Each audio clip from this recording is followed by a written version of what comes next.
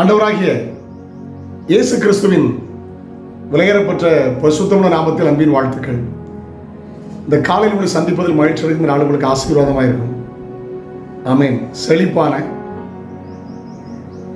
வேரூன்றப்படுகிற நல்ல நாட்களாய் மாறுவதாக. எரேமியா தீர்க்கதரிசன புஸ்தகத்திலிருந்து ஒரு வசனத்தை வாசிக்க கேட்கலாம். எரேமியா 17:8. அவன் தண்ணீர் அண்டையிலே நாட்டப்பட்டதும் கால்வாய் ஓரமாய் தன் வேர்களை விடுகிறதும்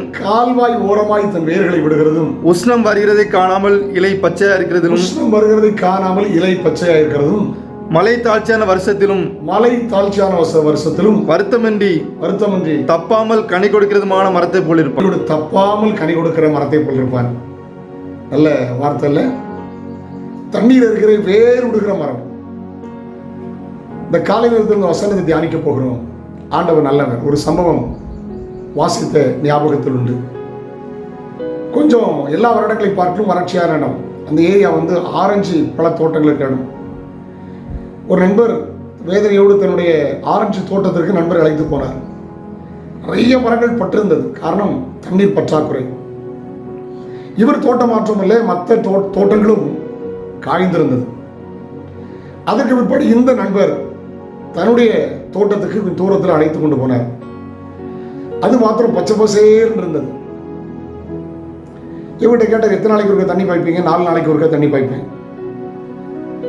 அப்படியா? அப்போ இப்போ என்ன தண்ணி இல்லை, அதனால அது தாங்க முடியல.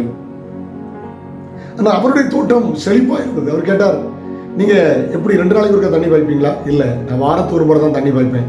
ஏன் உங்களுடைய தோட்டம் மாத்திரம் நல்ல செழிப்பாக இருக்கு? அவர் சொன்னார், தண்ணி இருக்கிறது என்று நிறைய பாய்த்து கெடுத்து விடாமல் ஆரம்பத்திலே ஒரு வாரத்திற்கு தண்ணி விட்டதனால் அது வேறே ஆழமாய் போட்டு தண்ணீர் தேடுகிறதற்காக வேர்களை ஆழமாய் போட்டு விட்டது.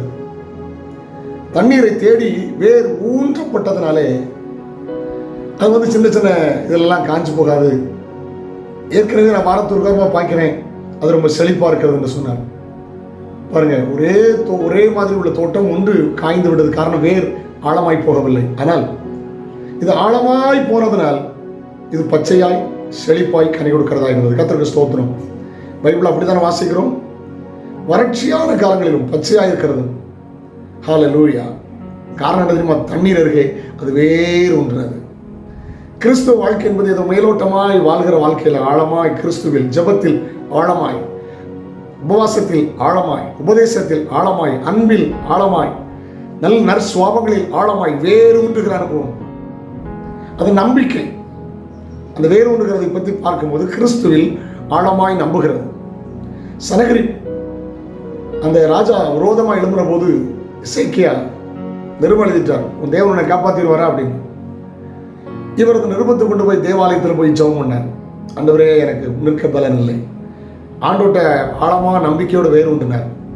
ஒரு தூதனை அனுப்பினார். 1,85,000 பேர், 1,85,000 பேரை கொண்டு போட்டான். தேவன் யுத்தம் பண்ணினார்.